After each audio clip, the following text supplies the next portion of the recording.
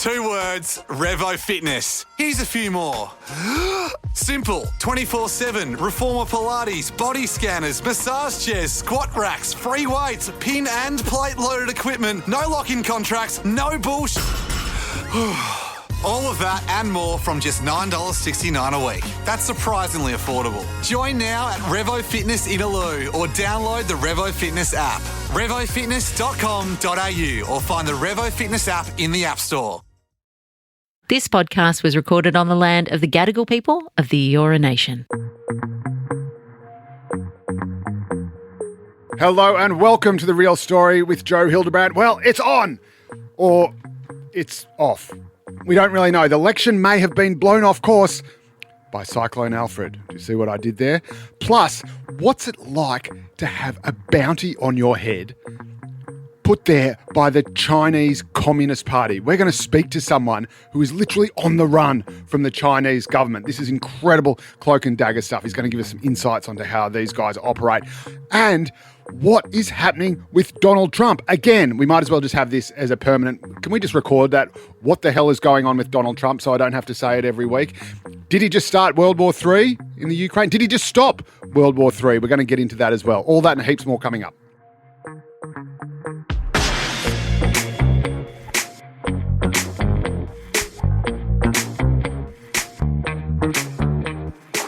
So first up, we are meant to be in an election campaign already. I mean, we are in an election campaign already, but it was meant to have been officially called by now. The time for an April 5th election to be called was over the past weekend, Monday at the very latest, but they usually do it on a Sunday or a Saturday, and it didn't happen. There are a couple of reasons for that.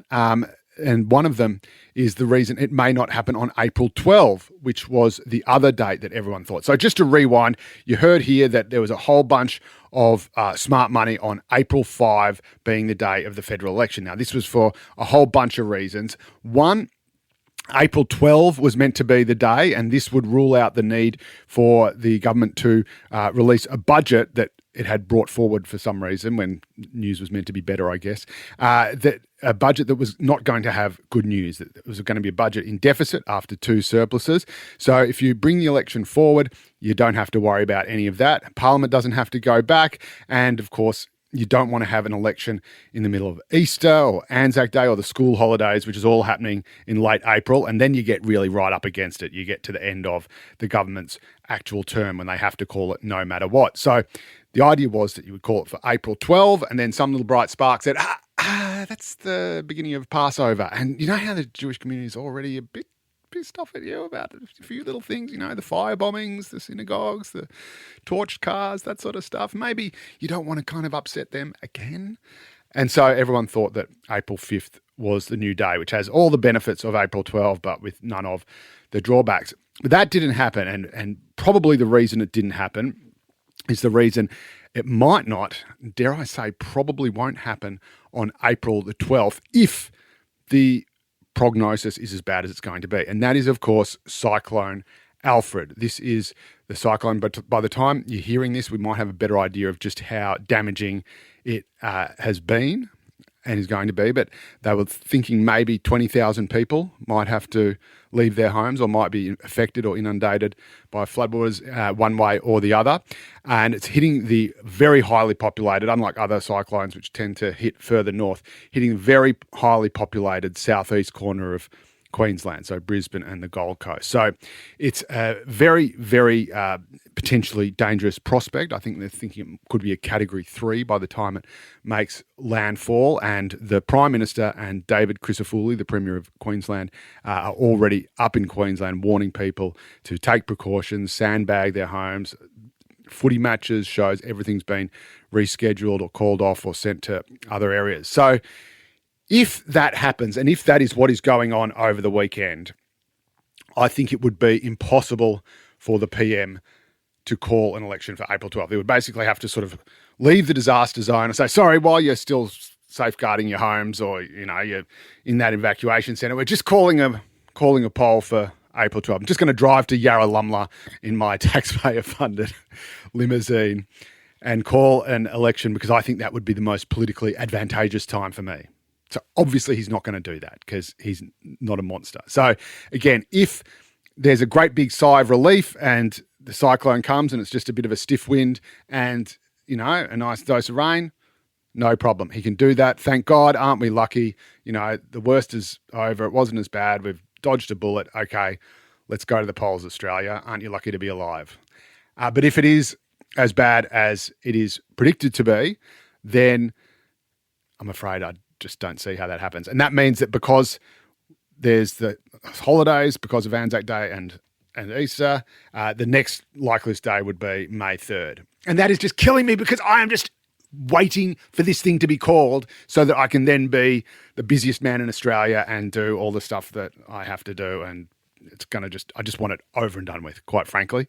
But I also want to just get right into it. So it may, in fact, be delayed even beyond April 12th, which is what everyone had thought it was going to be after it wasn't April the 5th. Does that make sense? I hope so. Now, just on another note, this is just a personal thing, but Alfred, given this cyclone is going to cause such damage and destruction, why are we calling it Alfred? I know they choose these names at random, and I know that they can't just go with it. Used to just be, girls' names, and everyone said, well, that's a bit sexist, just naming these terribly destructive things after women. But Alfred, get a more menacing name. Like, what's Cyclone Alfred? What's it going to do? Become the first king of England? Get it. If you're going to name it after blokes, Cyclone Damo, someone who's going to smash a beer bottle and start waving it around at the end of the night, Just a thought. Anyway, hope everyone's okay. That is obviously just the political analysis. The most important thing is that everyone stays alive and safe, and God willing, that's exactly what will happen. Let's get to the rest of the show.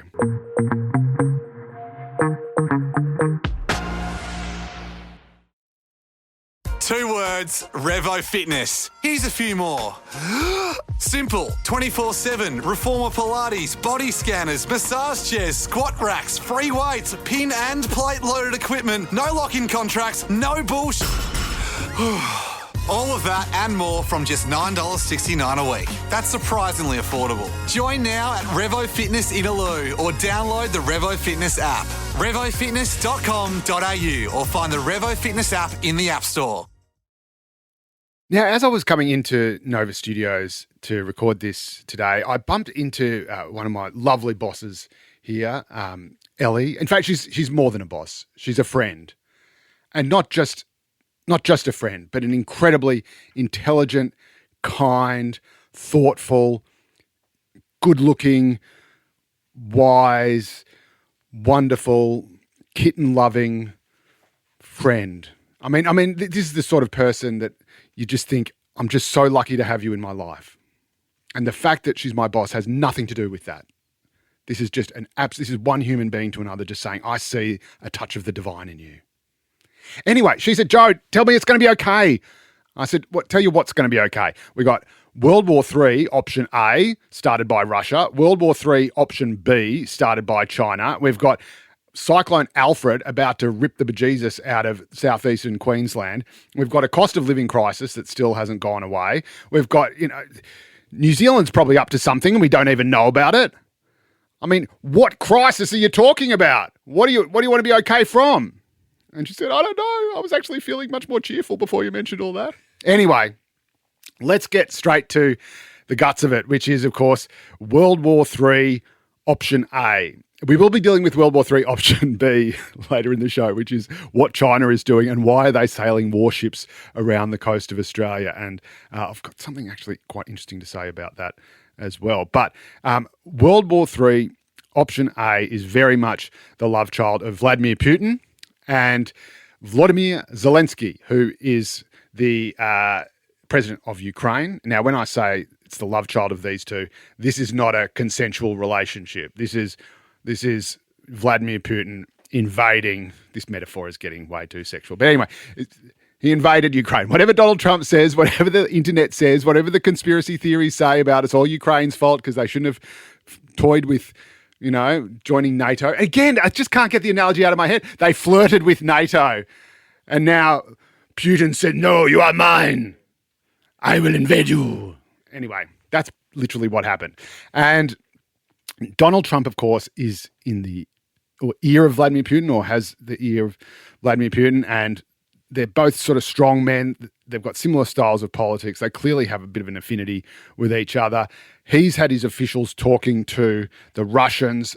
He and Putin are set to have a talk just between the two of them about what to do about Ukraine. Ukraine, strangely enough, is not going to be at that talk. And everyone's been very concerned about this. The Europeans going, well, hang on a minute. We thought that you were just going to come in and fix it, but fix it with Ukraine and Russia, not just Russia. And suddenly the Europeans thinking, holy crap, maybe we've just been sitting on our hands and we need to do more too, which you do. Anyway, so this has meant that Ukraine has suddenly tried to appease Donald Trump and has suddenly moved heaven and earth to do what Donald Trump wants so that America will provide security guarantees to Kiev. And it turns out that, like with everything with Donald Trump, all of this is happening against the backdrop of a deal, a big, beautiful deal. So the US is trying to extract the rights to all these rare earths in Ukraine. And obviously in the 21st century, rare earths are where it's at, is the new gold. And they want, I think, half the rights, or the rights to half of what the Ukrainians dig up. And Ukraine had been saying no to the US because if someone comes over and says, I want half of all the good stuff that's in your ground, you say no. Unless, of course, your very survival depends on you giving it. And that was what was about to happen. So Volodymyr Zelensky, the president of Ukraine, suddenly with the US just saying, no, well, we'll just do whatever Russia wants then. We'll just give it to them if you won't play ball. Suddenly they want a deal. Suddenly they want to sign over their rare earths to the US, and a meeting is set up between Volodymyr Zelensky and Donald Trump in the Oval Office of the White House, televised live across the world. Now, this should have been the greatest ever clutching, victory from the jaws of defeat ever. This is just, this is like Rambo driving off on the motorcycle while the building explodes behind him. He has just got away with it. Zelensky has dealt himself back in to the table, to negotiations, by offering up this deal to the Americans. And he f***s it up. And he was under great provocation, and he was obviously there to be kind of, chastened a little bit and turn him up. But he screwed it up. So what happened?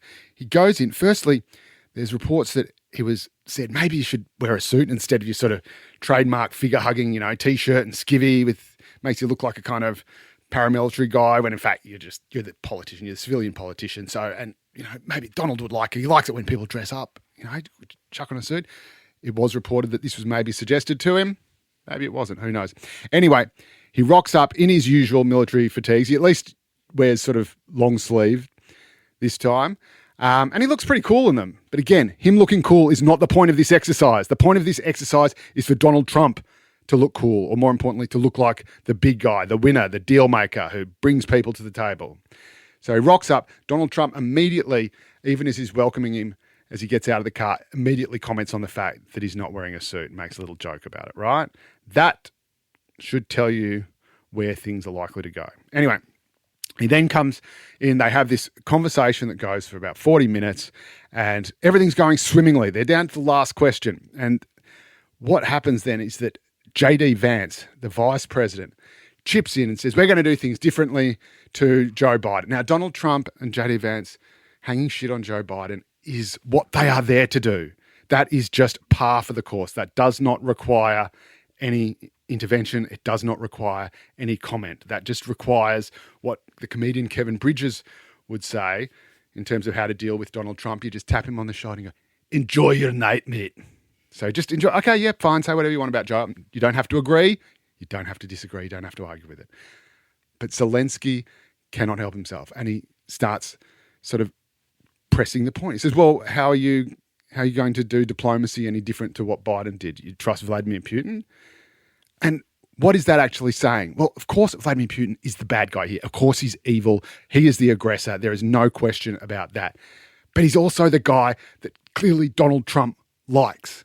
So you're saying to Donald Trump, do you actually trust this mate that you're doing a deal with, that you're friends with? And that makes Donald Trump look like a chump. And even though those two things rhyme, that is the one thing that Donald Trump does not like being called. He is the guy who's the shrewd deal maker. He's the guy who can always extract. He wrote a book literally called The Art of the Deal. And Zelensky is now telling him that he's making a stupid deal with Vladimir Putin, which he is. But you don't need to say it. Again, it's like the Big Lebowski, where Walter Sobchak says, "Am I wrong, dude? Am I wrong?" He says, "No, Walter, you're not wrong. You're just an asshole." Zelensky didn't need to point out to Donald Trump or JD Vance that they were wrong.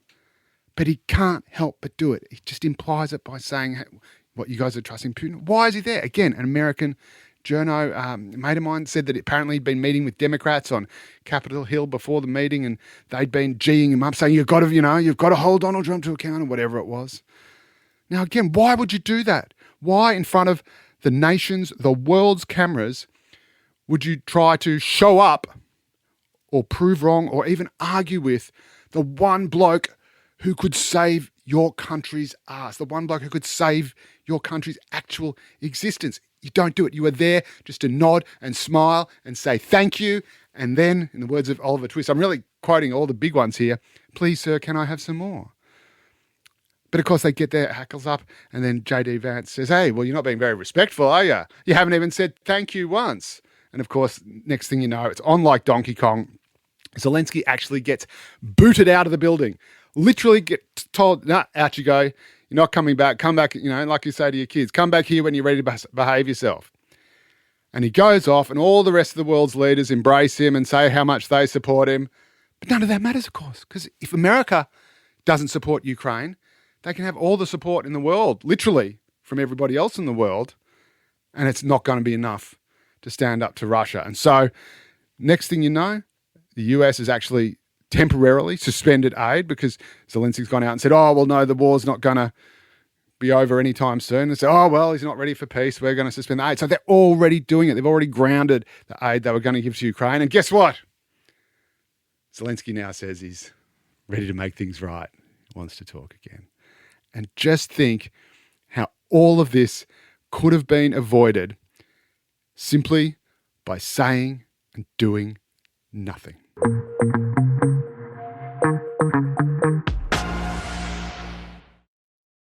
Two words, Revo Fitness. Here's a few more. Simple, 24/7, reformer Pilates, body scanners, massage chairs, squat racks, free weights, pin and plate loaded equipment, no lock-in contracts, no bullshit. All of that and more from just $9.69 a week. That's surprisingly affordable. Join now at Revo Fitness Inaloo or download the Revo Fitness app. RevoFitness.com.au or find the Revo Fitness app in the App Store. Now, over the past week, there's been a lot of questions raised about the presence of Chinese warships just off the coast of Australia, something that appeared to take our national government by surprise. Neither Australia nor, it seems, possibly even New Zealand was informed about this, but Papua New Guinea, for some reason, was. And this has alarmed a lot of security experts who said, right, what is China doing in our region? And it raises bigger questions as to how China exerts itself politically and militarily and strategically around the world. And our next guest knows this firsthand. He's someone who has experienced the long arm of Chinese influence personally. His name is Kevin Yam. He's a member of the China Strategic Risks Institute. He's a former Hong Kong lawyer. He's a senior fellow at the Georgetown University Centre for Asian Law. And he's someone who has a bounty on his head placed on it by the Chinese Communist Party, by the government of China. And he joins me live on the line right now. G'day, Kevin. How are you? Welcome. G'day, Joe. How's it going? Look, it's going incredibly well, I think. But a lot of people are very nervous about yet more Chinese aggression in our region.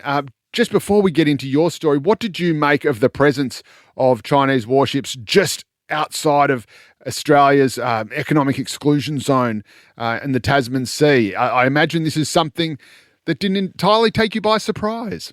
No, I'm not particularly surprised. I know that in Australia there's been a bit of a bipartisan push for warmer relations with China, and there was hope that by pursuing that, some of these incidents that might have happened in the past would go away, but they never go away. And in fact, it's not just Australia or for that matter New Zealand that feel the effects of these sorts of let's pursue formal relations, but China still keeps pushing type Yep. situations. I mean, we look at Southeast Asia. I mean, we look at Singapore, Malaysia, Vietnam, Indonesia, all countries that seek to pursue warmer relations with China, but in the South China Sea, China keeps pushing against them. Yep.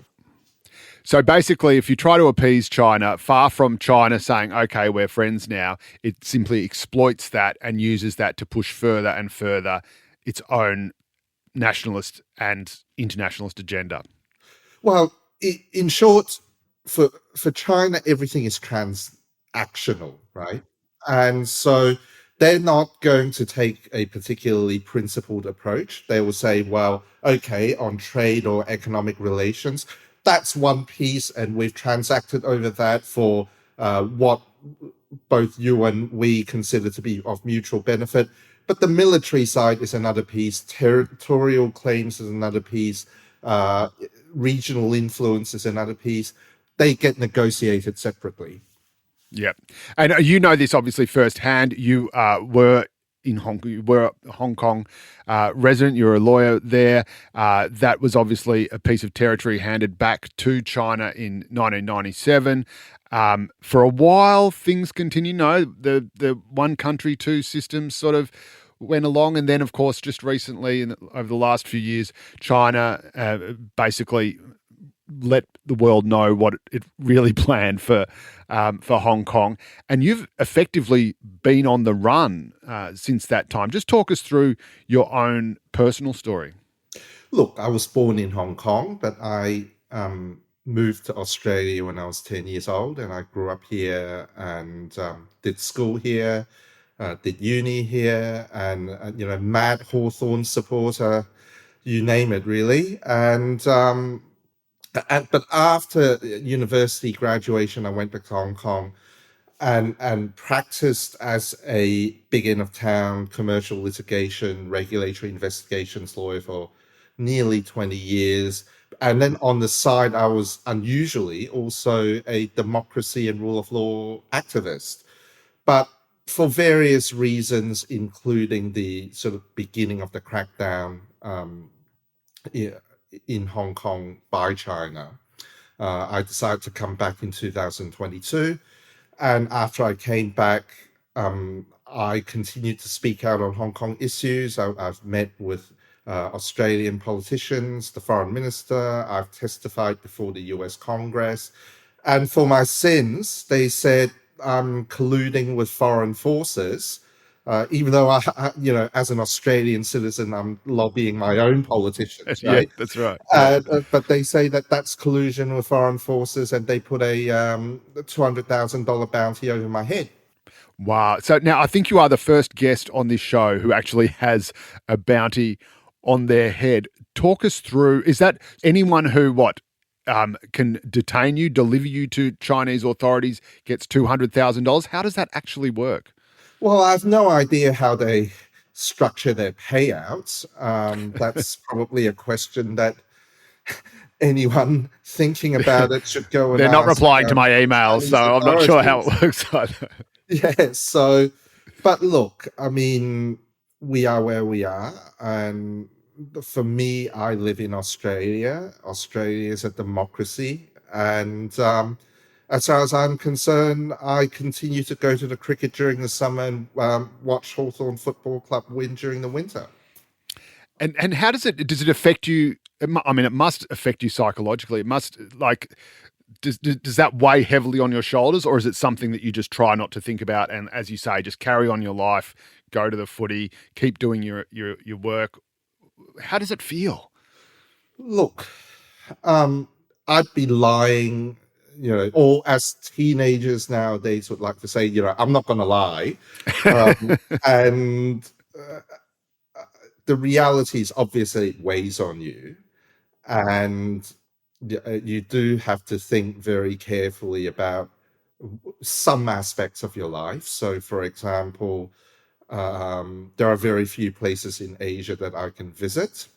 Um, and even places that I can visit, I've got to think about when to visit. So, for example, if I were ever to visit Taiwan, I've got to make sure that I don't do it during typhoon season, because during typhoon season, flights from Taiwan flights to or from Taiwan might sometimes be diverted to Hong Kong. Wow. And if you were to happen to step off that plane, suddenly the game Yes, changes that's completely. right. But then again, at some point, you've just got to get on with life and put one's life experiences and knowledge to good use. And that's one of the reasons why I'm doing a PhD at Melbourne Law School, and my specialism right now is looking at how authoritarian regimes affect business and financial regulations, which marries up my activist and my private practice side of things over the years.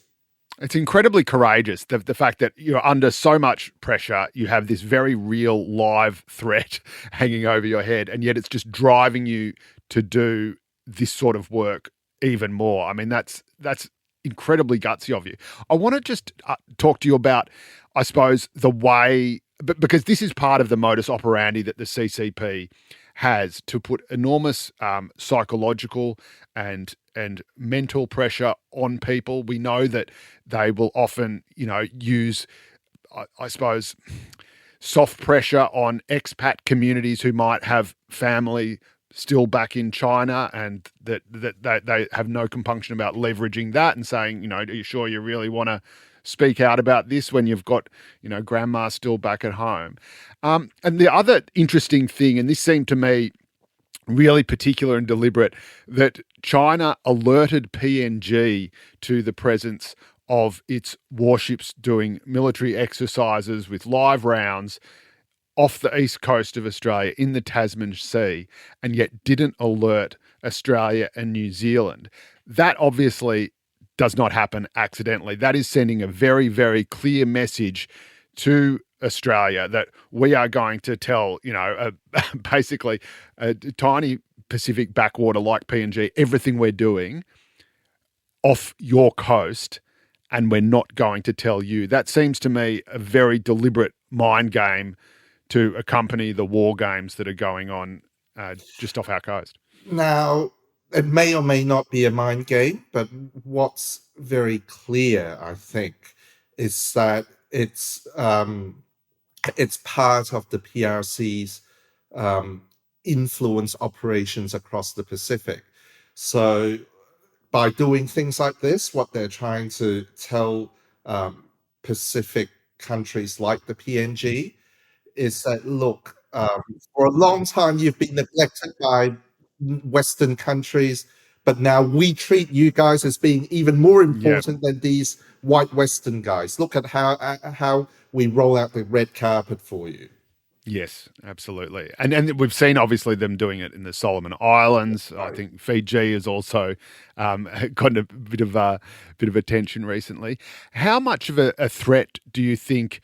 I mean, I know that they're working on. This is now an area of real primary concern for the Australian government. They are running around trying to assure Asia Pacific nations that, in fact, Australia is still very interested in their security, in their economic development. We've just given PNG $600 million for a quote unquote football team, which must be the most well-heeled football team in all of sporting history.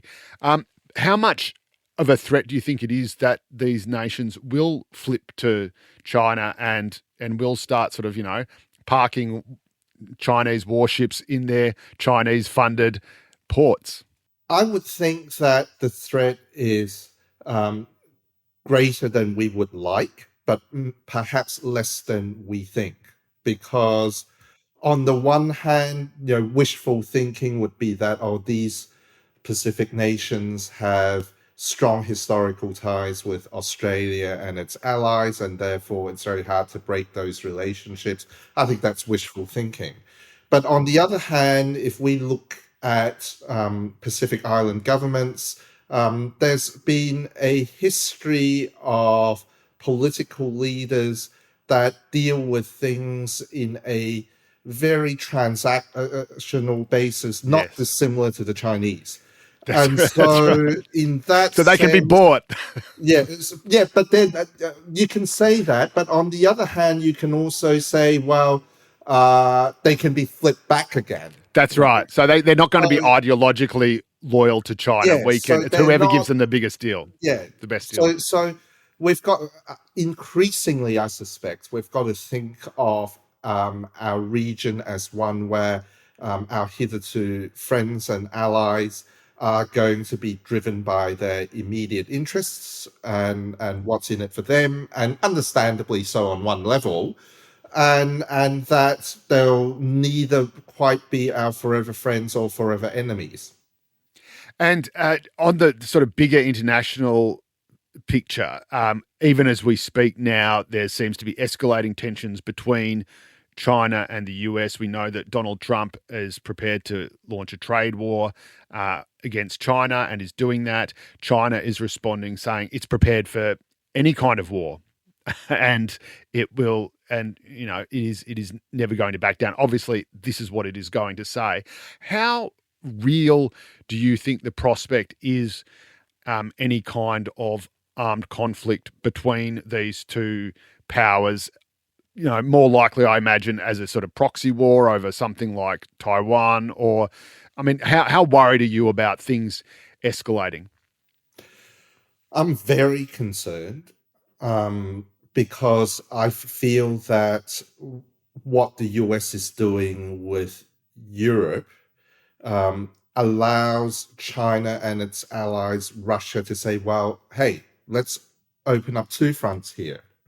Okay, we'll open up one big front in Europe, and that leaves the US vulnerable in the Pacific, and they'll be very stretched, and China can do their thing in the Pacific, and maybe the US can't tend to two places at once. And plus, because the current US administration has been going after its hitherto allies as well, query whether if anything were to happen in the Pacific, there would be the same level of willingness to work with the US on some of these issues.